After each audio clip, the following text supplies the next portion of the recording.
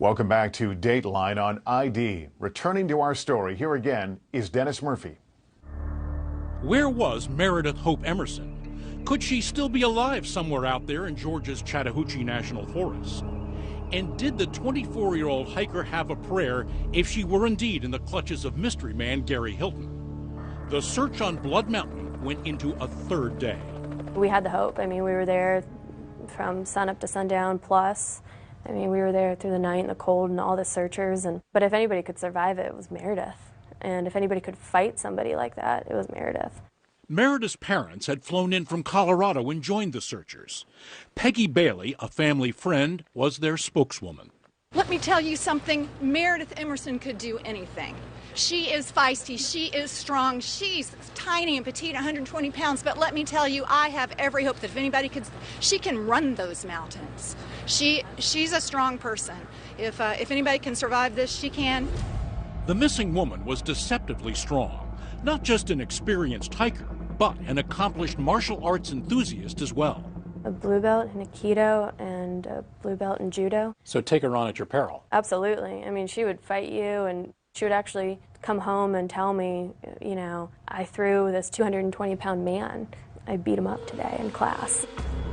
By now, with half of Georgia looking for this Gary Hilton, authorities outside Tallahassee, Florida, to the south, were wondering about his connections with the missing woman there. It was then that the detectives got solid information about another killing in a national forest. We were in our command post, and a detective walked in and said that they had a case, took place in North Carolina, involving husband and wife, that the wife had been murdered in the Pisgah National Forest. That detective was working an unsolved case that had cops in North Carolina bewildered. David Mahoney is sheriff of Transylvania County, a beautiful place with an ominous name that has nothing to do with fangs dripping blood.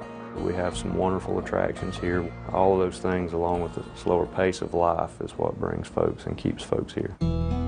Folks like John and Irene Bryant, who after raising a family, retired here far from the brutal winters of upstate New York and close to the hiking trails they loved. Holly Bryant is the youngest of their 4 children. They love the outdoors. When they were first married, they used to go out hiking in the mountains. They would take us hiking, and as they got older, they'd take the grandchildren out hiking too. The Bryants had a lifetime of outdoors experience, had hiked all over the world. My father completed the Appalachian Trail, which is 2,000 miles from Georgia to Maine. They traveled extensively to New Zealand and all through Europe, all through America, especially the southwestern and northwestern United States. In late October, 2 months before Meredith Emerson disappeared, the couple set off on a day hike in the 500,000-acre Pisgah National Forest. No one heard from them for 2 weeks. They always let us know if they were going on one of their many trips.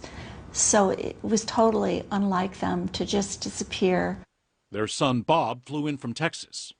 The newspapers were around the doorstep. He broke into the home and found their breakfast was still out on the table, but obviously many days old, and he knew something was terribly wrong. My brother searched. He went up and down every little back road throughout the park. He found their car at a trailhead in the National Forest. By then, Sheriff Mahoney's office was involved. The rescue squad began a search, assuming that there had been some medical problem or some illness that had fallen upon them. In my heart, I knew that wasn't the case. There was just no way they would both be hurt like that. They were very, very experienced. Unfortunately, it was not very long after we began that search that we discovered the body of Miss Bryant. It was a sense of finality. I knew she was gone already, but that little glimmer, particle of hope, was extinguished when they found her body. Irene Bryant's remains were located 30 yards from where her son had come upon the car. She had been bludgeoned to death, but where was the husband? We began an even more extensive search for Mr. Bryant. That search really involved the entire area of the Pisgah National Forest. Within hours of discovering Irene Bryant's body, detectives learned $300 had been withdrawn from the Bryant's accounts using an ATM card in Duxtown, Tennessee. They had a picture from the machine. The man that had concealed his head and face that was able to successfully use the Bryant's ATM. Whoever was making the withdrawal, it wasn't 79-year-old John Bryant. But time and geography were working against the lawman.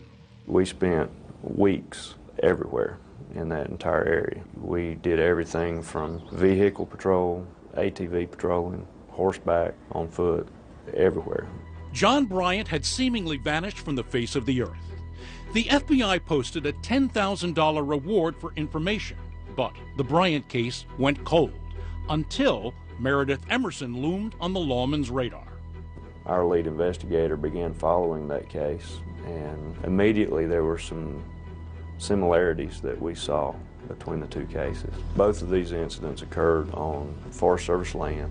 We really felt like that the two were probably connected. We may go years without a homicide. This was very, very different.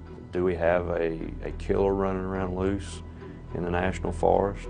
In Georgia, the searchers looking for Meredith Emerson and her dog Ella on Blood Mountain were hoping and praying that they weren't dealing with a homicide. Do everything we can do to make sure that if she's up there, that we get her out of there safely.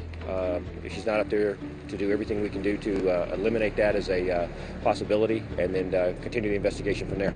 Georgia authorities were compositing a profile of Gary Hilton, who was starting to look like a person of interest not only in the Meredith Emerson disappearance case, but in at least 2 unsolved murders in the national forest. Their findings were deeply troubling. Coming up, might a movie hold the key to this case? The premise of the movie is we're going to take some women into the woods, and then poof, they're going to be hunted down. Maybe once investigators learn who was behind it. Is Gary involved in this? Gary is helping me throughout. When Mystery on Blood Mountain continues.